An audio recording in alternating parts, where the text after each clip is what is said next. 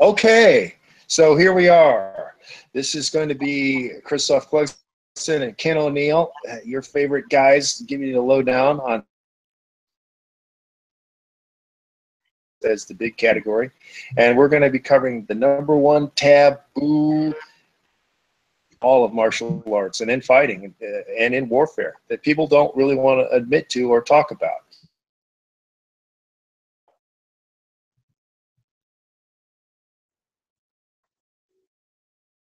Not a great filming because it's not a studio. And of course, Ken O'Neill is in St. Louis, Missouri. They just went on daylight savings time, so we're a little bit off on our time factors because we don't switch in the jungle. Nothing switches here. Anyway, so Ken's going to start off, and you're going to get the big news on this big topic that everybody talk about, which is kind of funny, huh? It's ironic. Scared to talk about. Scared to talk about being scared? Yeah. Yeah, okay. Go ahead. Well, what I'm looking at right here, I thought this might be a good way to lead into this. Is, all right, so go ahead, Ken. You got it. Yeah. Lieutenant Colonel Dave Grossman, he's done a couple of books that are, I believe these are still required reading at West Point, and this guy's, you know, still sought after. I've heard recently, I think he's still active in giving a lot of talks on the subject of killing and combat, and so obviously a big component in that is fear. I'm looking at his book right now on killing, and this is kind of an interesting lead-in here. You know, the whole idea is that that when you can consider the nature of fear, you have to kind of look at patterns and where things come from. In our society, you know, younger guys tend to actively and vicariously pursue physical danger when they're younger. You know, anything from roller coasters to horror movies, and drugs and rock climbing and scuba diving, hunting, contact sports. But danger in excess, it grows really old really fast, particularly when you feel like you've lost any ability to control it. So when the potential for death and injury becomes a really major important ingredient in the complex mixture that makes combat so stressful, it's not the major cause of stress in our daily lives or in combat. Hey, we're having problems. Oh, we delaying again? I think we're back. Are we back?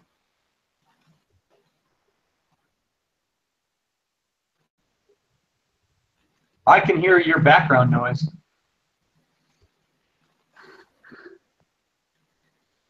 Huh. Yeah. I'm hearing you.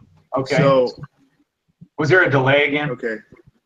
Yeah, there's a delay. We're bouncing off a couple satellites here, so we're going to have a little bit of a problem. This is not our best technologically sound discussion, but it's very important. So, yeah, a lot of people say that you know, this is true in every culture that take more risks. So that's the difference between males and females. And let's just skip all that. Yeah, well, here's where it kicks in. Where it really changes is when you face aggression and hatred in fellow citizens. That's another whole story. You know, everybody's had to face hostile aggression. I mean, on the playground as a kid, you know, even just people being impolite to you when you're strangers, or malicious gossip. All these kinds of things trigger a certain level of fear, and this is on a lower level, right? But everybody's faced some kind of hostility like that, and that causes stress. You know, stress causes fear, and fear causes stress. So most people avoid confrontations at all costs. You know, and they have to even work themselves up to get verbally aggressive frequently. So this just kind of leads into the nature of fear and how it works on your psyche right up front. You know, and that stuff's not even physical confrontation yet. So it's extremely difficult to deal with it. People don't have a methodology. They don't have a way of practicing with it. This has been a problem forever, right? So, you know, if you get into the DSM, which is the Diagnostic and Statistical Manual of Mental Disorders, you know, that they use in the psych field, It's kind of the Bible of psychology.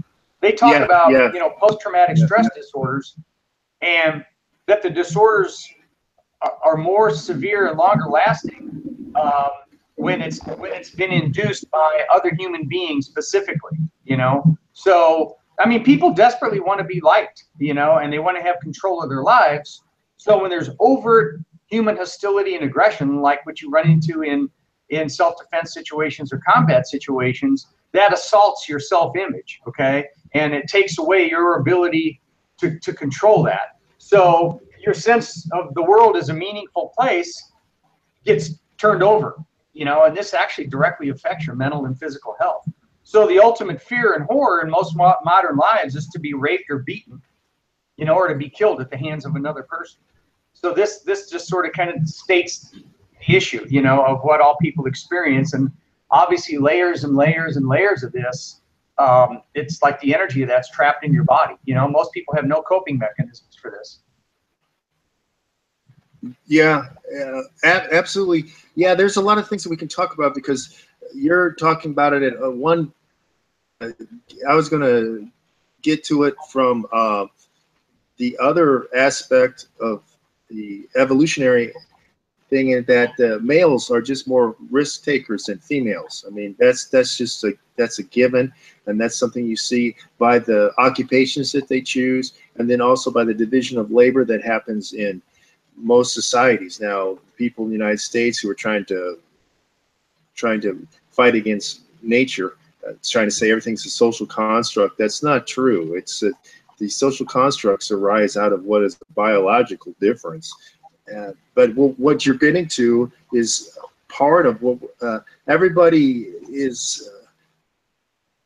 This is a lot here because we get into sort of the psychological construct of you have an image of who you are.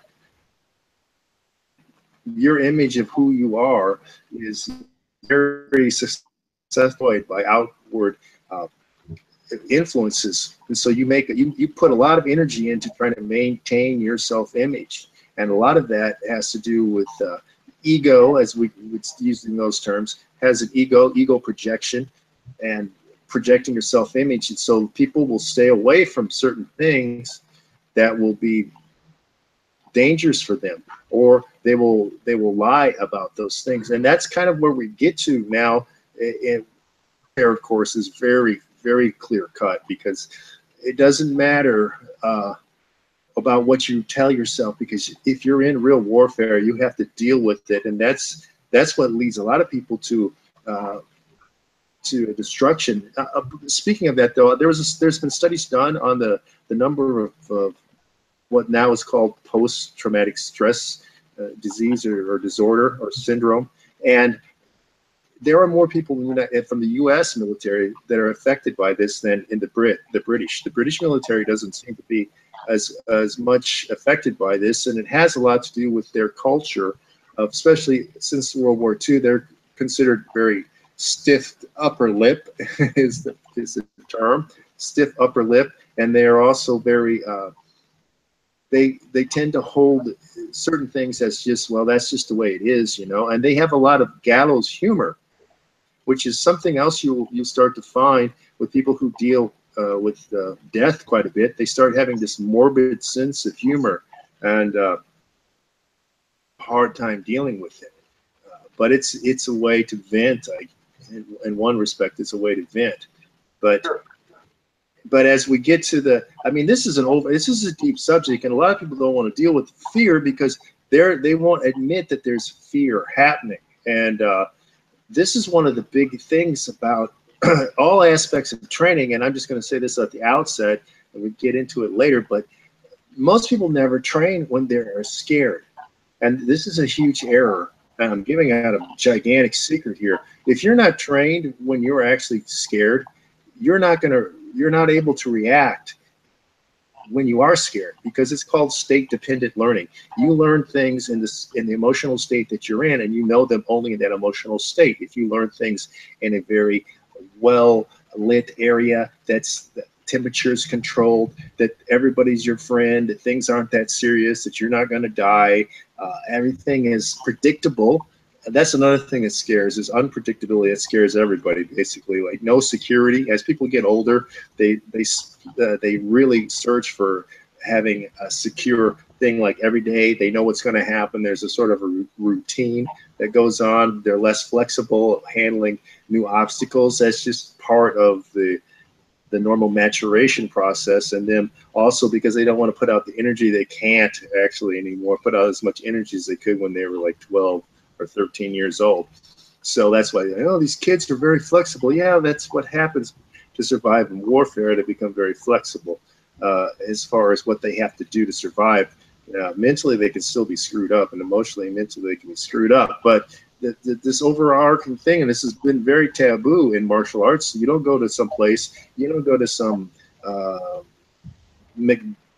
dojo, as they're called, or some big thing, and they talk about fear. They don't talk about it, and they also don't admit that there's fear, and they don't. And the biggest thing is, unless you come to me and a few other people, you're never going to be trained when you're scared, and you have to be. It is a dishonest practice to train people and say you're ready for real violence when you're not ready for real violence, because you've never been scared out of your wits. I mean, this is part of military training. I mean, you get to a certain level, they're actually shooting real ammo towards you.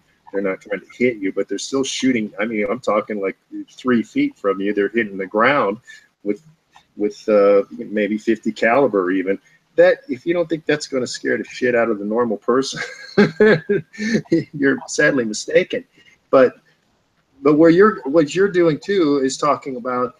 I mean, there's so much here, like you're saying. There's a lot of layers, and the energy thing. And I think the place that we can definitely talk about, you can definitely talk about, is that everybody gets tense. That's an aspect of fear. I mean, that's part of your inbred. Everyone says fight or flight, but that's not exactly true, because humans are not completely a predator species. So they do a prey thing. Prey response is to freeze and hope that the threat doesn't notice you. That the threat doesn't notice you. We freeze, and more people will freeze than they will run or fight. They will freeze, and that's why people get hit by cars and trucks and trains and stuff, because they get so scared, and evolutionarily they freeze just to move off the tracks of the train, but they don't do it because they're frozen. You know, there's that phrase, right, Ken? Frozen with fear, right? So, yeah, I mean, see it all the time. Yeah. Yeah. So I mean, I know that you spend a lot of time, and it takes a lot of training the way you're doing it. I mean, as far as contact time invested, and you work on that aspect, don't you? As far as like, do you know the Reichian? Do you know the Reichian body armor? Do you know about the body-centered psychotherapy? Is that what you're talking about? Or are you talking about Reiki energy work? Well, no, I'm talking about Reich was the guy that was like, you know, everybody has body armor that, you know, we're psychically have body armor that we're putting, like we're talking about right now, and you're projecting it. And he had tried to come up with a device to remove that. And, you know, later in the 60s, of course, this was LSD, and there was actually psychiatry that used LSD as a way to remove ego barriers and stuff. Of course, you had to have someone who knew what they were doing, because it could leave somebody very vulnerable to a lot of things. And of course, the military and government tested LSD quite a bit too, because they wanted to see if people were suggestible on it or if they could fight on it. And one of the big plans they had, and I think, I'm not quite certain, but they did have plans to use LSD in the water supply system for certain cities so that they could easily come in and conquer the city, you know. And what would that do? That would just magnify people's fears or leave them in this inert state, you know. And I mean, we can get kind of Jedi Knight on this, can't we? I mean, we get pretty Obi-Wan Kenobi on the fear factor here. But well, anyway, so yeah, go ahead. I mean, go ahead on your. Yeah, I'll just go off.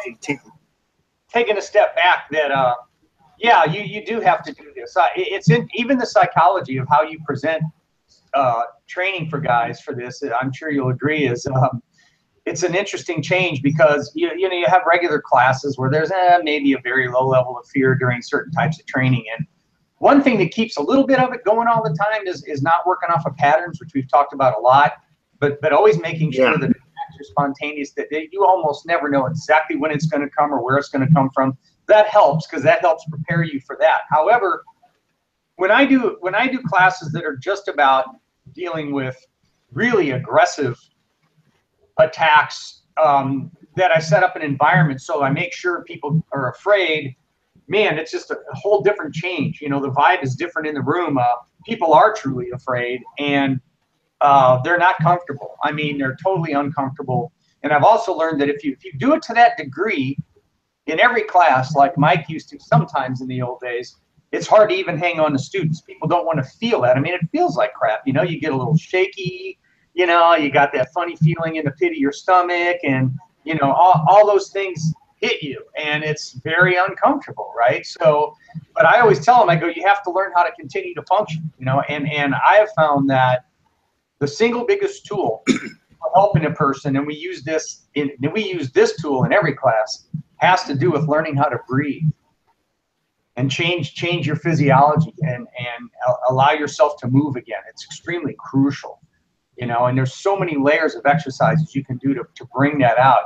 Because you mentioned earlier, people tend to freeze when they get afraid.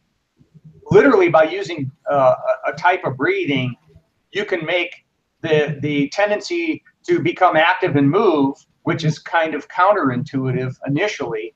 You can turn that around and make that the more intuitive thing to do, so that as soon as you start to feel more fear, you begin to do a type of breathing that immediately reduces the fear, and it brings you up quickly and gets you to move.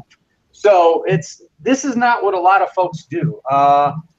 Vladimir Vasiliev spends a ton of time on this, working on breathing for fear control and for controlling your emotional state, and it's brilliant stuff. I've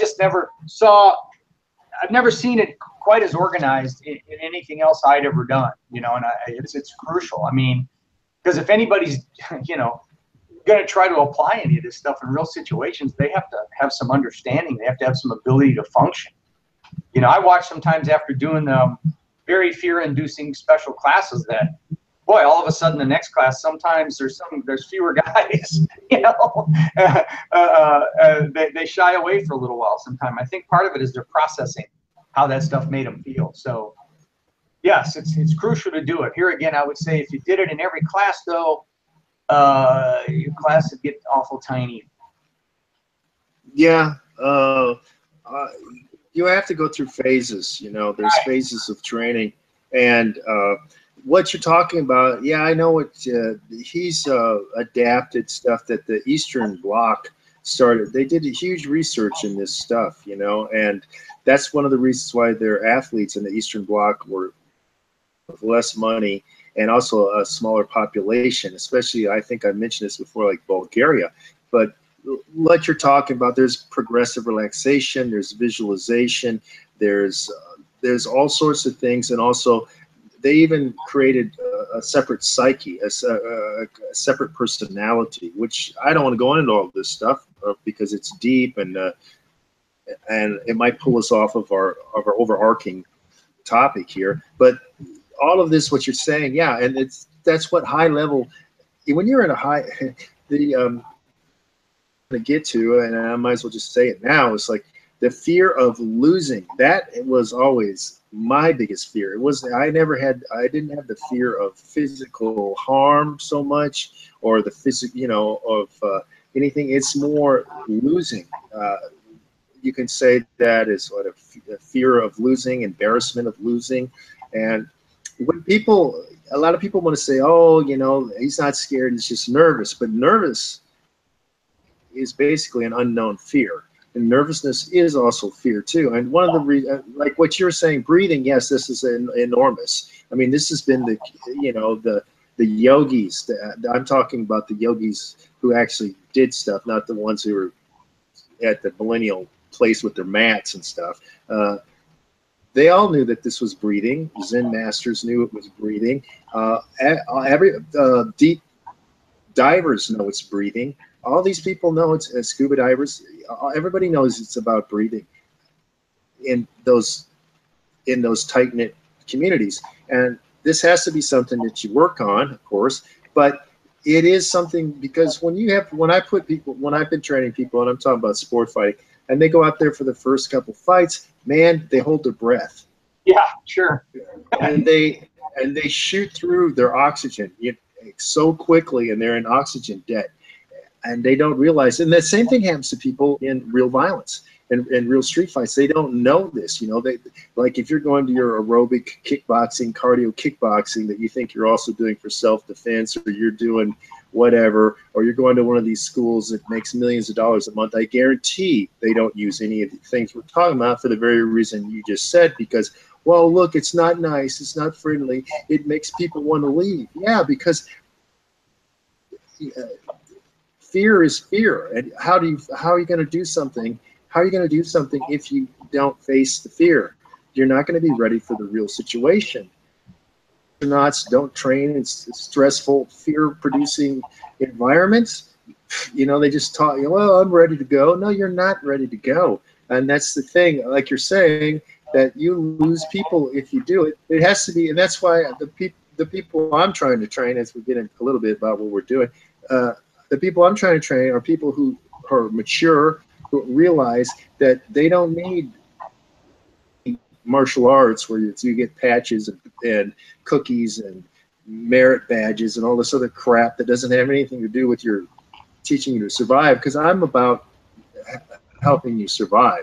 That's the main thing that we do. And yeah, when you go through, I have specific training that is stressful, and then it gets more stressful, and then I even have a psychological training module, but I don't let everybody into it, because it will crack them. It will crack people who are not ready. I have to and I have to think that they had a good chance of making it before I let them go through that. And the people who've gone through it, they'll tell you, man, that stuff, I mean, it clears up their thinking, because things, when you get into situations we're talking about, it's very clear cut. There is a black and white about it. I mean, in combat, there's a very black and white thing. And it's by combat, I don't mean stuff in some strip mall dojo or something. I'm talking about real violence in the street, people trying to kill you, and warfare, all that stuff. There's clear-cut things you need to do, and clear-cut have.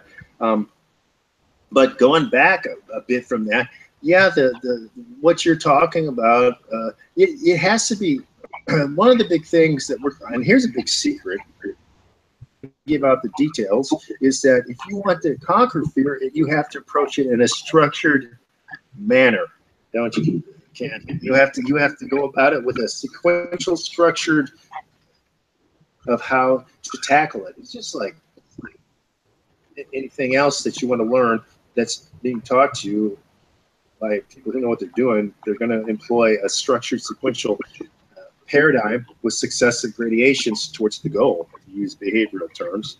But anyway, I mean, I feel like I'll just interject things as you give the overarching thing, and I will just, go on some details here and there that might because I think that something that is important to start talking about, though, is the factor that how so many people will not admit scared. Don't you see that as the biggest limitation, Ken? I mean, overall, it goes against the macho image, that I'm a macho guy. I'm not afraid, and it starts with all that kind of BS, it's, you said it earlier. Everybody has fear, but few people want to even talk about it. For one thing, it's hard to conceptualize fear. You pretty much just have to experience it. It's a tough thing to conceptualize about, because there's no way to make it the same thing. You have to induce the fear to understand how to experience it, and then what to do with it, And like you just said, one of the first things that happens is people tense up and they stop breathing. But you can't conceptualize that. You have to actually experience it, right? To even begin to know how to deal with it. You know, there's so many ways to even do that on a lower level, like you said, a progression, right? Like, just one of my favorites is just grabbing a guy, just grabbing 2 fingers of a guy. You know how much pain you can put on doing that. If you grab 2, you don't risk breaking a finger, and then it goes numb. But you know, if you go with 2, you can really crank on that thing and really put a guy in pain, and it's scary. You know, there's so many little ways to get the whole fear continuum to build up, and take it to higher and higher levels and learn how to work through it. You know, so that's just kind of, you know, how I break it down. It's pretty much just what you said. Hey, just because I was just thinking about this and I don't want to forget about it. Haven't you given some lectures on this, on this aspect about the fear analysis of violence, or the, you know? And I just want to put that out there for people, because I think it's, instead of waiting till the end, I think it's a good time to, like, say where you're located and how people can contact you, because I get a lot of feedback, especially from our last couple, because people were kind of blown away by the fact that we know so many different things. I mean, we have this gigantic breadth of knowledge from all of our years, you know, from doing these things, but also because of our pastimes and our vocations and our university studies led us to these types of topics. Like, why do we know so much about this topic? Because we've done enormous research on this topic, and we're very,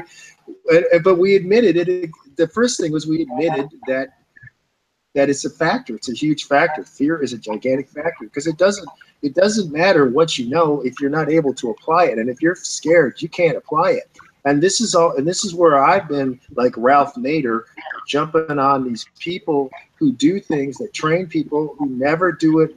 They do it with a slow, compliant partner who freezes in certain positions. He does a knife attack and he holds his hand out, and the guy knows ahead of time which angle he's going to come in on, and the guy really is not trying to escape, and he lets him do his stuff, and the guy attacks slowly, but the other guy responds faster and does a bunch of things, and people think that the guy knows something. Doesn't know jack anything. He doesn't know anything, because that's not reality. Reality is, let me or somebody I know attack you, unpredictable, no patterns, and we're going to struggle. You're not going to get it. Let's see. And well, of course, too, because I'm trained at knife stuff and whatever, they're not going to win unarmed. I mean, it's just the point, you know, they're not going to win unarmed. And so this is something I've been on people about, because they're not using body armor. They're not going fast. They're not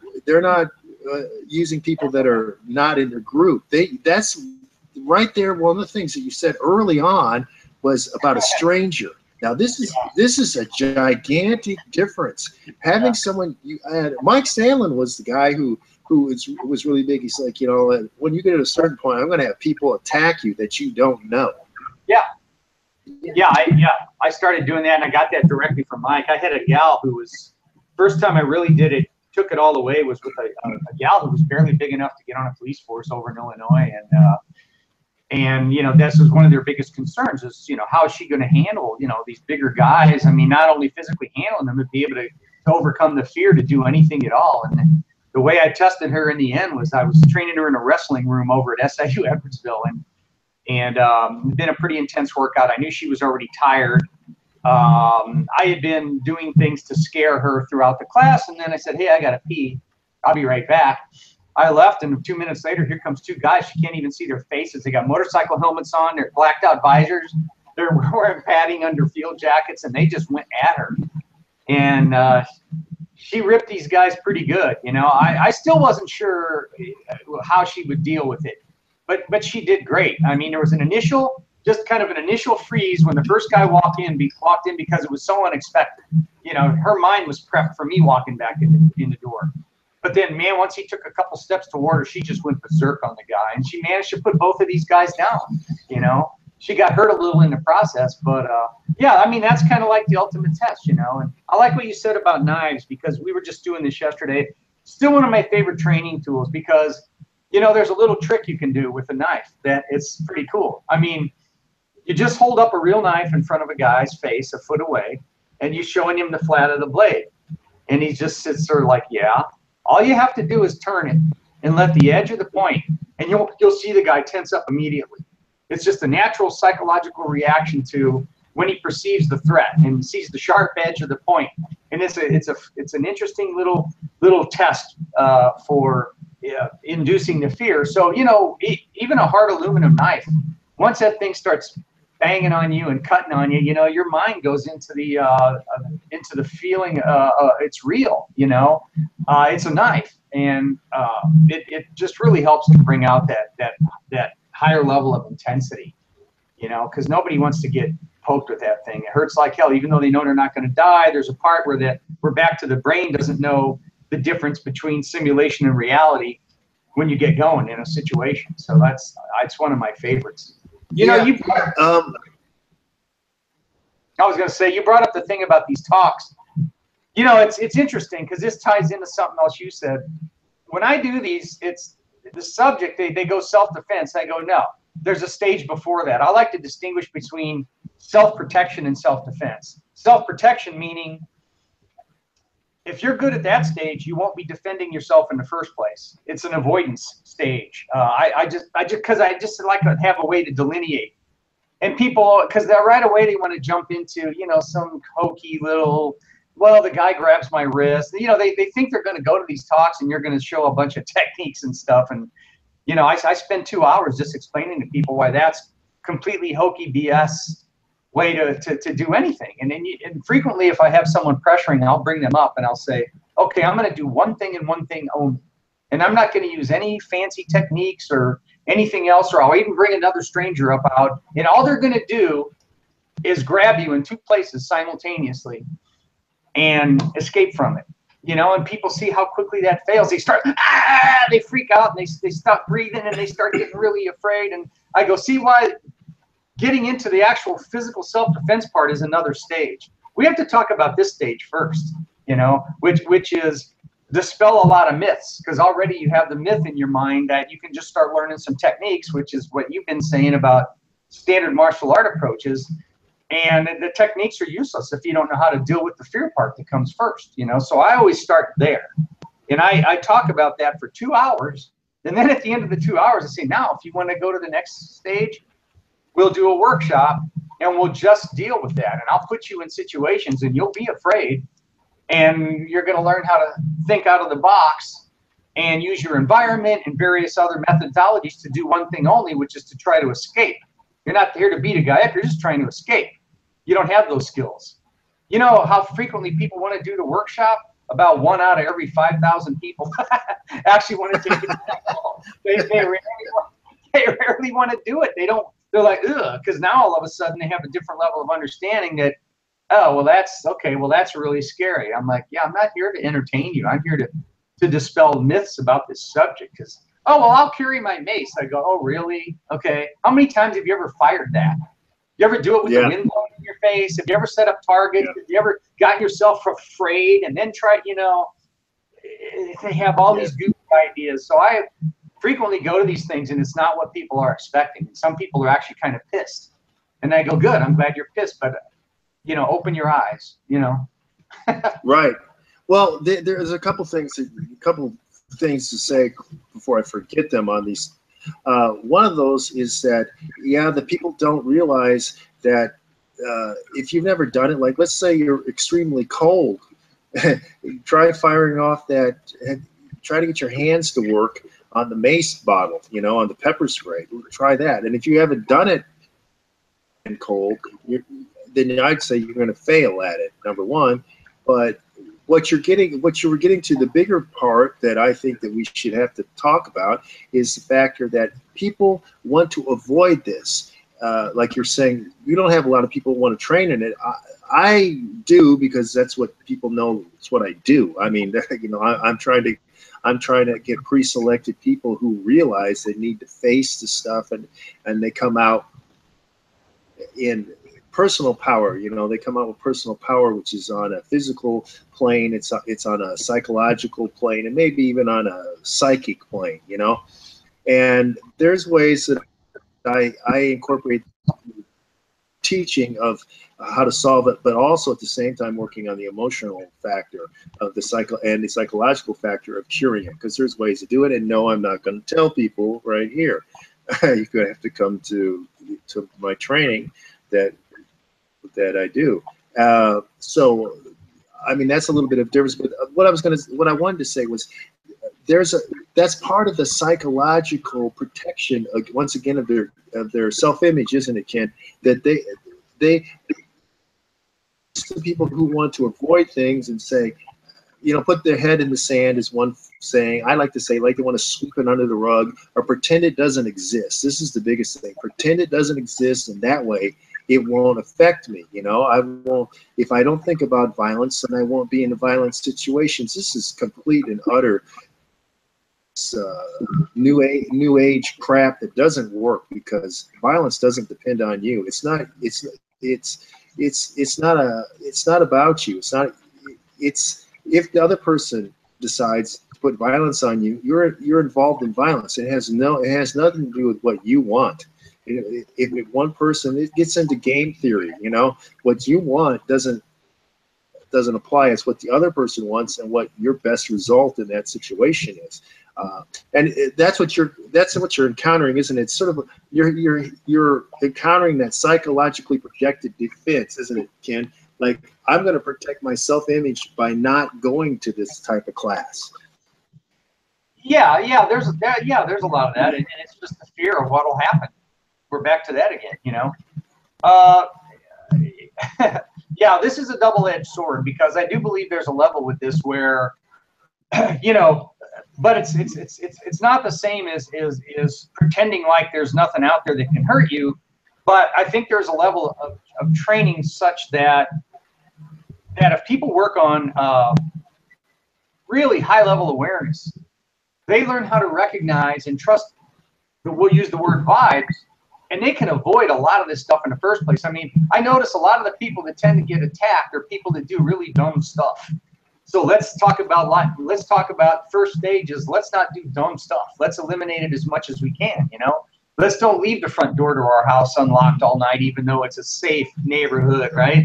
Let's not go running at 10 o'clock at night through the park where it's, you know, really stuff that seems like common sense, but people do a lot of really dumb stuff, you know?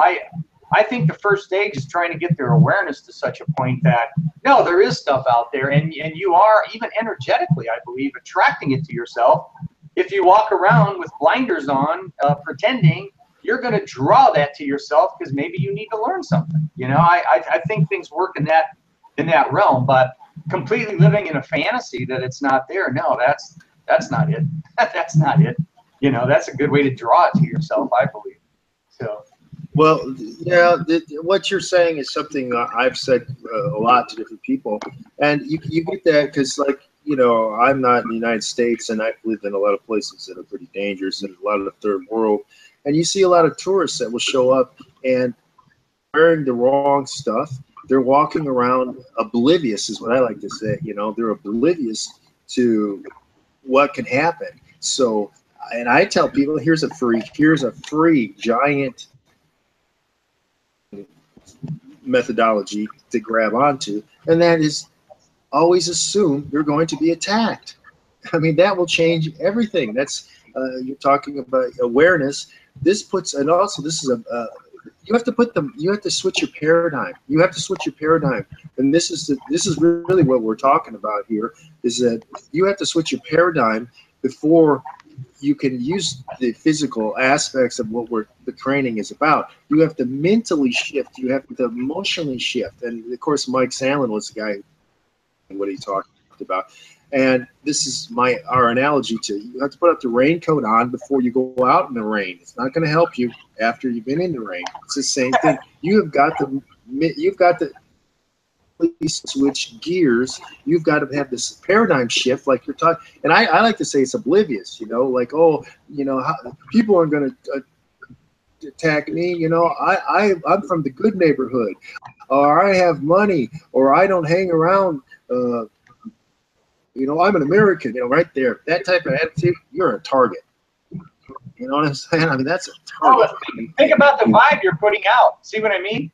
there's a good example. You're putting out that vibe, and people pick up on that, and it's like, oh, I guess he needs to learn a lesson. I mean, I don't think any of that's conscious, but I think that's exactly part of the energetic dynamics of what happened in those situations. Yeah, they pick up on that. It's arrogance, really, and they pick that up, and it's like, yeah. I don't like that. Yeah.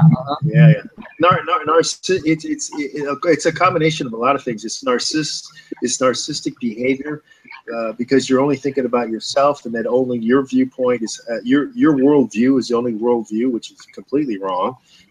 You know, it's like saying, you know, hey, people driving on the left-hand side of the road are wrong. No, they're not. There is no right or wrong in that situation. There's left or there's right. You have to.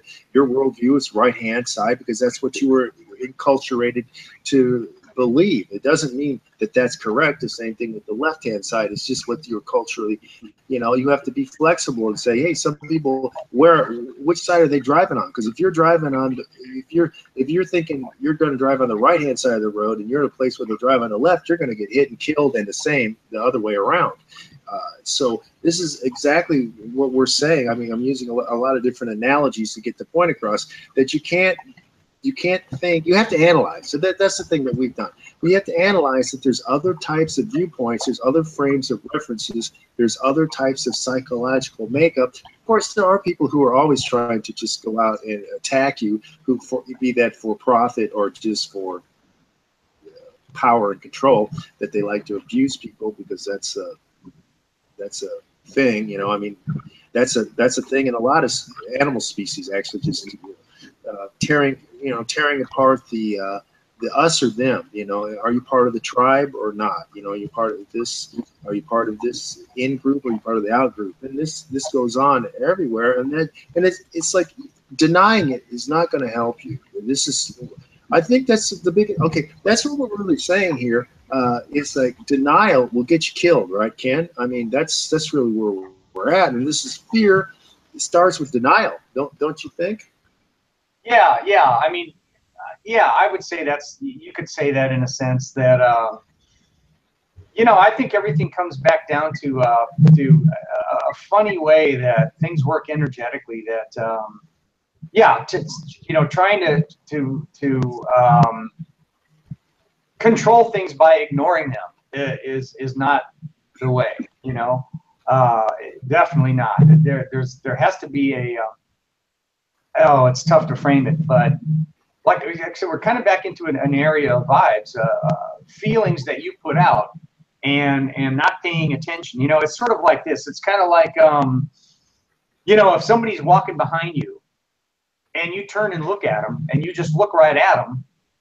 And this is something that's come up a lot in a study the FBI did. Simply turning and letting someone know that you know they're there, and they can't just easily get the drop on you. A lot of times these folks will just veer across the street and go somewhere else. They don't want it to be too difficult. They want to get the drop, right? So that's, to me, that's turning around and putting a vibe out there like, okay, I'm aware of you. Here you are. Here I am. Versus, you know, I think I'll just kind of cower down and shuffle down the sidewalk real quick and hope nobody's watching me or following me. You know, those two things are dramatically different. And sometimes just the awareness and putting that energy out there it's the opposite of denial. It's a certain amount of acceptance that something may happen. So by acknowledging that, by looking in the direction of this threat, sometimes that alone is enough. You can't say that'll always work, but sometimes that's all it takes, you know? We're back into, you can't, go ahead. Well, I was going to say this. I remember one of our early talks, and I talked about this, but this is really what this was. And what you're talking about here is that I used to actively practice, I guess what you call pushing out the vibe. You know what I'm saying? I mean, I push out a certain vibe. Sure.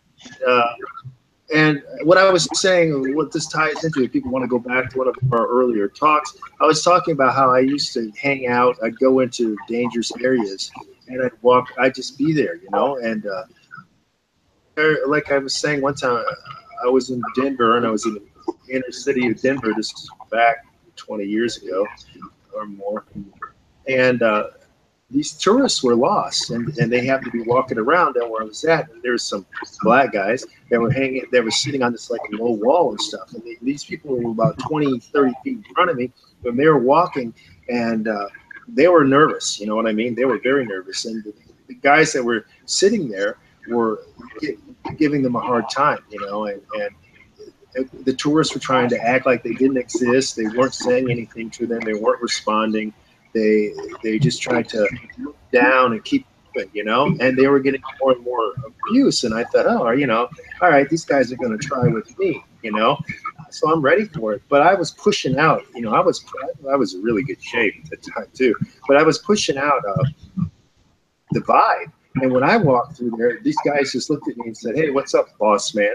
That's, you know what I mean? That's all they said. They didn't verbally try anything, you know? Yeah. So sometimes it's just a look, you know. Yeah. Folks like that are. But I mean, Go ahead. Yeah, I was saying, but I was pushing out a vibe. I mean, I was, you know, yeah. You know what I mean? I was pushing out a, as Mike would say, you know, there's a pushing out. It's like we were talking about energy. I mean, which gets kind of weird here, but doing this stuff, you pick up energy from people, and you know the vibe. Like, man, you always knew when Mike Sandlin was around. I mean, you could pick up his presence, or however you want to put it, but the vibe, and you could pick up on the vibe of people who didn't know how to do anything. You can also pick up the vibe on people who are just kind of crazy and who might attack you because they're kind of unpredictable actors is what they call that's the term in certain types of literature, unpredictable actors, and they're the very dangerous people.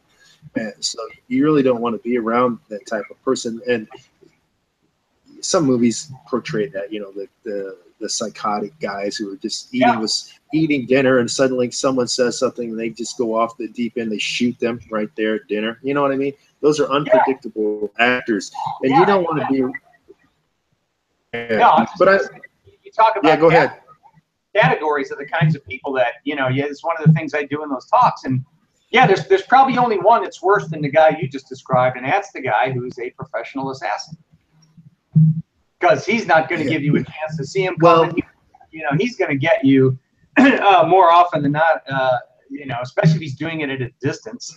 But the thing is there, like, there's got to be some motivation for him, right? I mean, money basically is the motivation, right? I mean, so unless the motivating factor here, the difference with the crazy. Remember how that's something we could talk about too. Like, there is a factor that almost everybody's scared of crazy people because you can't predict what they're going to do.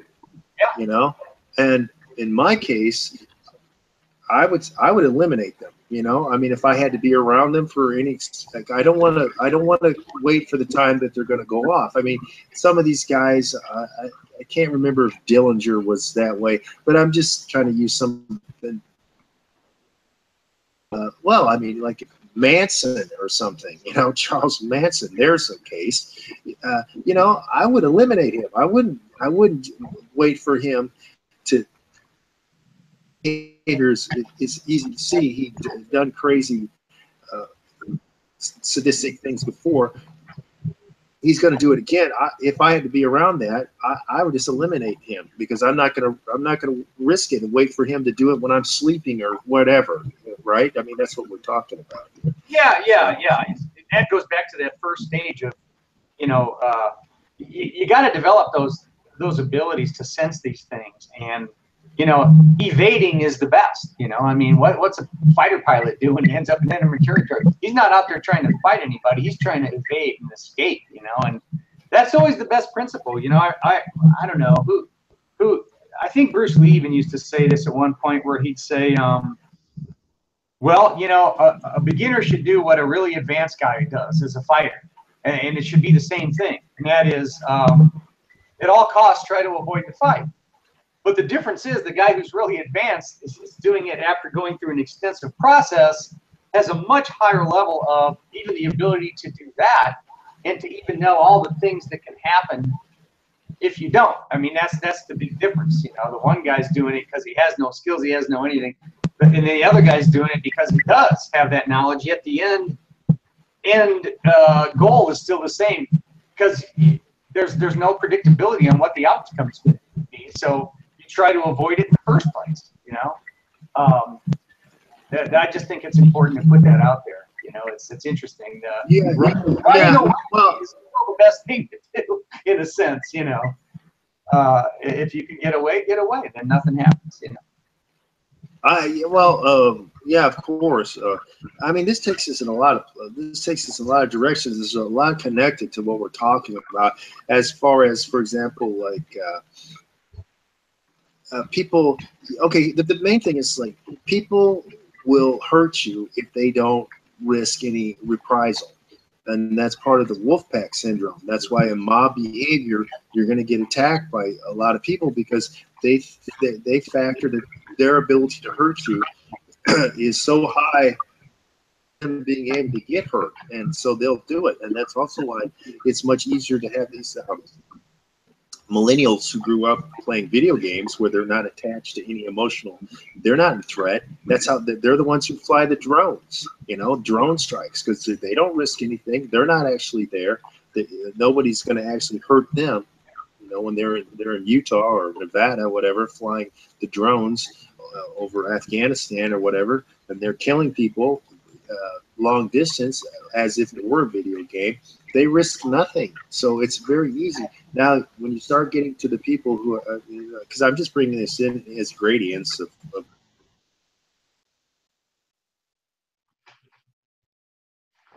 which might involve kidnapping people.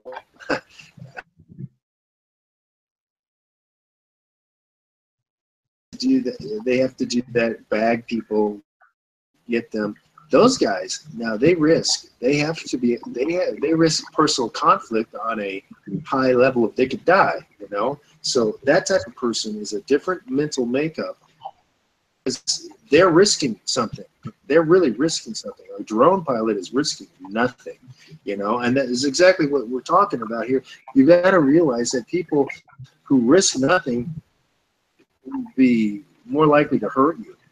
And that's also why people don't help you, too. I mean, this also leads into the bystander apathy, which you can watch now on all sorts of live leaked videos, even YouTube videos, recounting of what happens. People will film.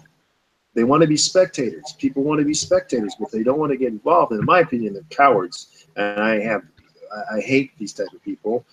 And you cannot count on. That's another point where I think we should put in there. A lot of people will think, especially from North America, think that other people will help them if they get in trouble. You know, okay, if they're a really hot-looking girl, males are going to do it because that's just part of their thing. They think they're going to be a mate. Possibly, I mean, it gets down to they think that there could be a possible mate for that girl. You know, if they can impress her. But other than that, you're on your own, and it's been shown many times. You know, people film people getting shot, stabbed multiple times. You know, they don't intervene, and so you have got to deal. You got to get rid of the denial. That's what I'm trying to get to, and this is all part of it. You know, I mean, I covered quite a bit right there. I mean, a lot of different dynamics, but there's a lot here that's important, very important. And people don't. When the people go to a martial arts school, they don't know this stuff. No. I mean, they don't know it consciously, and the people teaching them don't know this consciously, and they talk about techniques, you know, and this is why I have a big problem. You know, a lot of people they watch videos and DVDs and try to, you know, want stuff for free on YouTube from a bunch of idiots who don't know anything, who want to be experts because they like it. It gives them an ego stroke, you know. Oh, look I know what I know. You don't know jack shit, you know. And the thing is, they're collectors of techniques. Techniques are not what work. It's your mindset. Simple 3 or 4 things that you can use in a multitude. This is like shooting. You don't have 1,000 different ways to shoot. You got a few ways to shoot. You got to shoot in different environments. You got to shoot under stress. That's the difference. And this is the thing, but people go to these guys who don't know anything, and they can't. That's why when people say, "Well, what do you do?" You know, and self-protection, which is what you were saying before. I say that very same thing. I say self-protection is very different than self-defense. Self-protection is a proactive thing that you do. Self-defense is reactive. It's already when it's on. Self-protection is what you do before that. It's the same thing. Like, what do you do when you're getting shot at in your car? Well, self-protection would be armor plating that damn car, having different routes, taking different things, learning how to drive, you know, learning how to do one turns forward and backwards and also, you know, all sorts of stuff. And that's self-protection. And the same thing we're talking about, we're doing self-protection, but it's just that the common person knows the word self-defense, and they think, well, you know, this is self-defense. But self-defense to me is reactionary, and where it's already happened. Now, self-protection is before that, but it also includes what they would call self-defense. But if you come from a planned thing, because self-protection would mean you train beforehand. People always they don't want to train. They want it solved when it's in there. You know, they want something to happen. It's too late afterwards. You got to do this stuff beforehand. Now, and it doesn't take years. You know, this is the thing. I train military. I don't have years to train military guys. I got to use things that work very quickly, that work in the worst case environments, and I got to train them through those stress things. Now, if they're longer in the military, they're more elite. We do other things. We build upon that, and they've already been selected, and they've already gone through certain stuff that I already know what their psychological profile is like, so I can do stuff that the normal person can't do. But beyond that, it all comes down to, it's not about technique. When you say that, Ken, it's, you know, thinking it's the technique alone is a mistake. No, that's all back-ass words. Because I was thinking this while you were talking. I mean, people are trying to learn technique before they can even move. They can't even move their bodies in a balanced way, and they're trying to learn techniques. I'm like, no, you need to learn how to move in every imaginable situation first, because techniques sort of have a funny way of almost spontaneously occurring out of flowing, spontaneous action. Techniques are easy to learn if you can already move.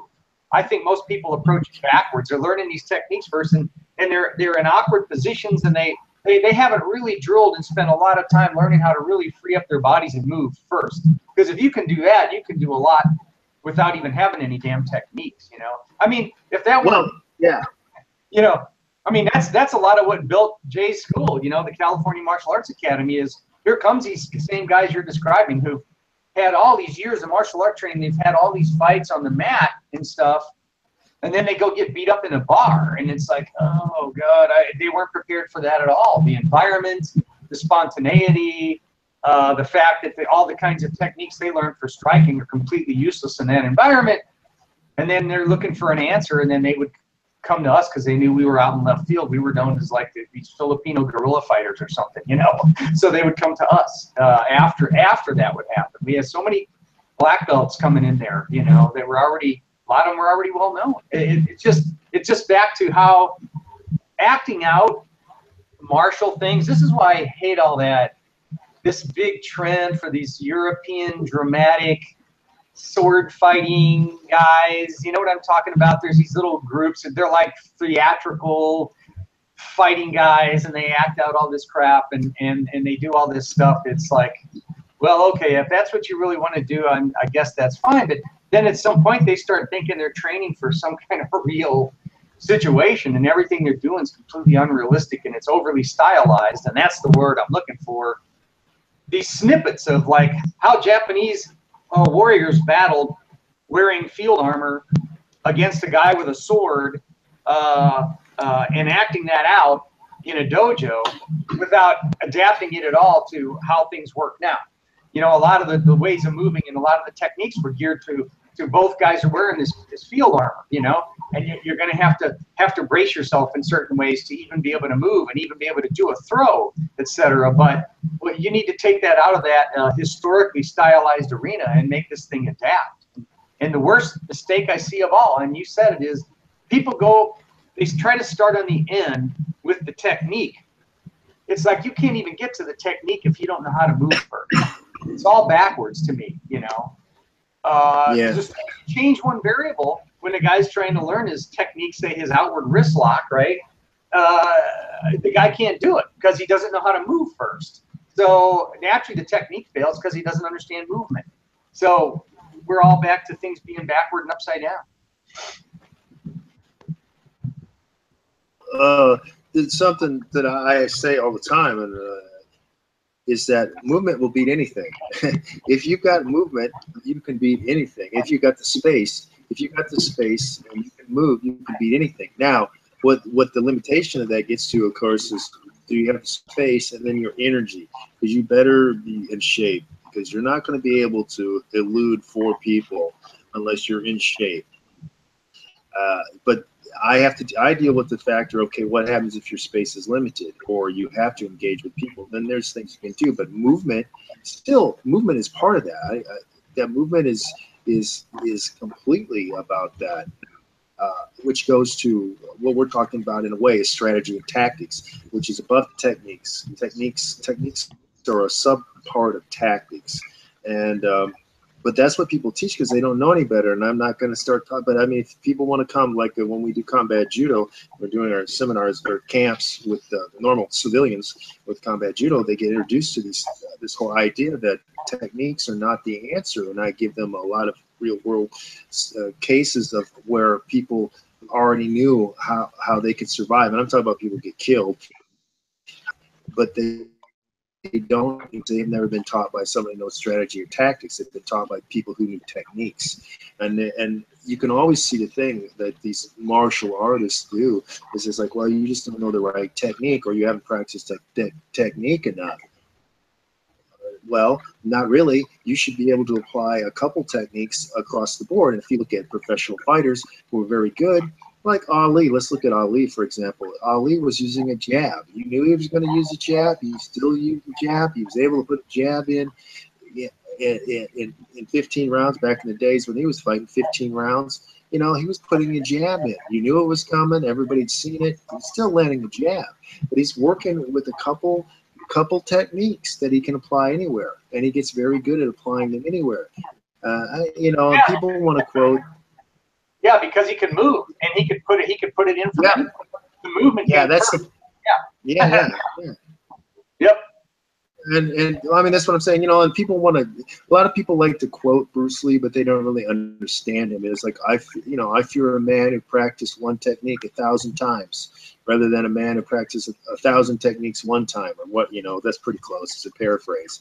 But people say that because their training isn't about that. And they're and I really see that with these guys. You know, we kind of talked about it before, like we've run into these guys. You know, the ones who never really fight, who never really do stuff with body armor on, who never really face anything besides their partners at the dojo or the gym, whatever you want to call it, and they just collect techniques, which are very prevalent in the Filipino martial arts guys.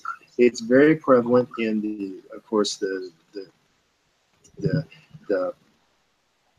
karate, whatever you want to call it. And it's also it's a disease with the Salat guys. The Salat guys are probably the worst that I've ever seen. You know, it's like one step sparring. It used to be called. The guy throws a punch at you, you know, predictable, you know where it's coming, and he locks out and freezes, and the guy does all these moves which are not going to work in reality. Because why? Because here's the thing that you and I have touched on, but I'll just make it, you know, concrete for people, and they should be paying us because this is huge information. They have not made it free movement. The attacker is not free moving as he can, you know. There's static. Yeah. I hated that stuff. Yeah, no, that freezing stuff is BS. That's unrealistic, completely unrealistic. But I mean, isn't that what you find when you have people like, I don't know, people come to you and they say, well, you know, I did this and that. Oh, that looks like this and that. But they're coming to you from practicing statically, even though, well, the attacker is static. You know, the attacker does one thing and then freezes, you know, and then the guy does 45 moves, which are not going to work because biomechanically that stuff is not going to work. When you know, when you fought a bunch, and you've done a lot of things, you know what biomechanics will work and which won't. And you can see clearly, like a lot of that salat stuff is against biomechanical efficiency. It's not going to work, you know. I pick on them because they're the ones that everybody seems to think, oh, they're dangerous as hell. They still have that mystique because nobody's doing it. You know what I mean? You never see them do it against anybody. And I was like, how many fights have you been in with it? They're like, oh, you're a hater. No, I'm an empirical scientist. And same thing with Filipino guys who they were trained with 2 knives. I'm like, you show me in the FBI statistics of 5 knife-on-knife fights in North America in 1 year. Then I'll believe the bullshit you're doing, because what you're doing is wrong. It's not. It's completely wrong. You know, you're not going to both have knives out doing this stuff. It's not going to happen with slashes. You're going to be getting stabbed. Number one, they're going to be stabbing you. They're not going to be you know. They know what they're doing. Stabbing you. Yeah, that's what'll end it. You know. Well, yeah. Go ahead. Yeah. Remember the 2 guys? On Bloody Iron, man, there's some good info. These guys they started in the juvenile detention system and went all the way up through the federal prison system. These guys have been incarcerated virtually their entire lives, and they compiled a lot of statistics and documented a lot of how, you know, these prison yard knife fights would go. And they said, you know, when there's a lot of slash wounds, there was one in particular where a guy had 150 slash wounds. And so he had to be bleeding out quite a bit, right? This guy was still able to run about 150 yards chasing the guy that cut him up and do 1 thrust that killed him after all those slashes, because the slashes aren't typically, I mean, okay, maybe you got to grab a guy's head, you slash the artery. Okay, that's something else. But just a lot of little slashes all over the place, that's not going to do it typically, you know? So just case in point, it proves your point. This was something that was documented and observed and put on paper, you know. Yeah, all that stuff we're back to things have become stylized, you know. Kind of a way to play act some version of combat from a certain period in history, from a certain culture, you know. Well, well, that's kind of, but I would say what I'm trying to attack right now, because it's built on a faulty premise, is these guys say that, well, we do, you know, we don't spar, we don't do this stuff, we do you know, stuff with sticks and knives, but they're not doing Dog Brothers stuff. They're doing these things against each other, and then they're acting as if you both are on equal ground. That's not going to happen. When somebody grabs a weapon, I mean, I don't want to get into it, but, you know, folders are not the way to go. Number one, you're never going to get a folder out. If somebody is coming at you with a knife already, unless you've been trained, you're probably not going to see it, because it's within 10 feet usually, and you're going to get stabbed. And I had an idiot on some YouTube thing trying to tell me, well, stabbing, when you're stabbed, people don't die right away. Because he was trying to make some sort of thing like slashing people die faster. I'm like, you're a complete moron who knows nothing about. Go to an emergency room and look at their statistics and talk to people and see it. Stabbing, if you get stabbed, it's far more critical to your body. It's like the getting slashed is easy medical repair. Unless, of course, we're talking about hacking somebody in half. Well, that's not what we're talking about with normal knives. You know, we're talking about getting cut. A stab, a 3-inch slash is nothing. A 3-inch stab is you got huge. Yeah, you're into organs. Yeah, you're into organs, man, and you're internal. And that's a whole different story. So. Yeah. So I just want to say, I just want to put that out there, because a lot of people.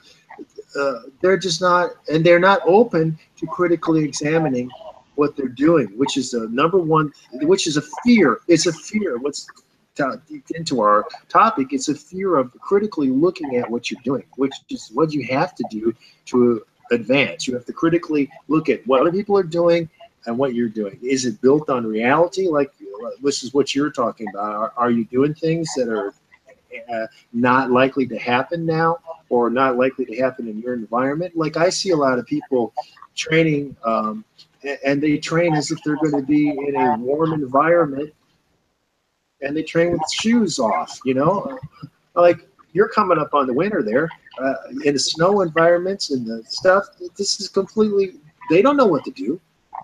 They don't know what to do in this situation. They don't train it. You know? So, yeah. Hey, I'm going to have to get scooted here. I actually have a class starting in a couple of minutes. Okay. All right. Okay. So, yeah. Got anything you want to wrap up with? Yeah, well, I just, you know, this is a deep subject, and we've broached it quite a bit. We've hit a lot of different aspects of the dynamics involved with fear, and there's, I mean, we could hold courses on fear, to tell you the truth, and right. But this is something other people don't want to talk about. It's just like the thing that we were saying about people look to techniques instead of strategy and tactics, and as you were saying, they don't know how to move. So these are the things you have to realize. If you're training that way, you're doing things better. But I want to make sure that people once again have a way to contact you if they happen to be anywhere near you, because you're in the St. Louis, Missouri, United States. And if anybody wants to have you come give a workshop, seminar, clinic, all different names for things that, or they want to come and take your classes or come to your classes, how do they contact you? You're on Facebook, of course, right? Under Ken O'Neill. I'm on Facebook, and I'll do something really cheesy. I'll do this. There's my phone number. Okay, good. That's like old style. Yeah, no problem. No problem. I mean, because this is about, you know, and for me, you know, my major site is fluentfighting.com. I'm working a lot with combat-judo.com because we've found that it worked better than we thought than I initially, because I've taken what I do with the military and a small portion of what I do with the military, and I started doing it with civilians, and it's worked really well. And I'm doing that with John Saylor. So we're working together on that, and it's really going to put a lot of effort into that. We have a lot of camps planned. We got a lot of things planned in 2018. We're really going to move forward with that. So if people want to get hold of me, I'm in Southeast Asia most of the time. Yeah, you got to put out some effort if you want to. But there's things, all these things other people want to do or think about or dream about. I've done them. You know, I mean, I've fought 20 times Muay Thai in Thailand. I've trained Burmese boxing. I've been in Cambodia here, and I've been, of course, in the Philippines training. Tings, which is the curved, it means scissors in Tagalog, blade. Does not mean what, you know, Paul Vunak was always saying, you're going to the hand, the limb destruction crap. It wasn't, it's a blade. So I've done all that and stick fought in the Philippines. I've done all these things that other people want. You know, I have this gigantic bag. That's just part of some of the things I've done.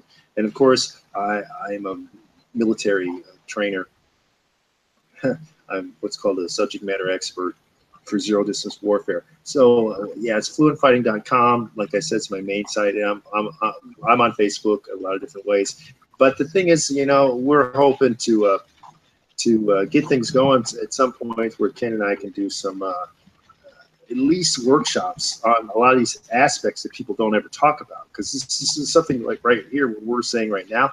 You're hard pressed to go to someone who they don't have the operational experience to talk about it. Well, I believe theoretical to me. I've dealt with this stuff as far as bad situations, bad places in the world. You can gain information from us that saves you the trouble of having to go through it yourself. So, but anyway, I mean, that's what I got to say, and it's always good, Ken, to get you on here and get us going on our topics, because we're going a lot of different directions, and I think that you'll see that happening. And we'll have different ones where we invite people on to give their comments and talk to us live. We'll do that. We might do that on our next one. We're not certain yet, but anyway, so that's what I got to say, Ken. Anything you want to throw out there? Good. We always have a good time. Yeah, I'm getting a lot more feedback too from folks since we've been doing this progressively. You know, it's pretty interesting characters contacting me. No goofballs. I mean, this has been some decent, serious people, you know. So it's a good thing. So no, that's about all I got. Thanks again, and I got a couple guys waiting right at my front door. I need to get out there, but we'll talk and we'll get it going. Okay, so I'm going to sign off from here for publicly, and for Ken O'Neill and Christophe Clugston. Thanks for listening. There's a lot here. Play it back, take notes, and we'll catch us again soon. Yeah, thanks, guys.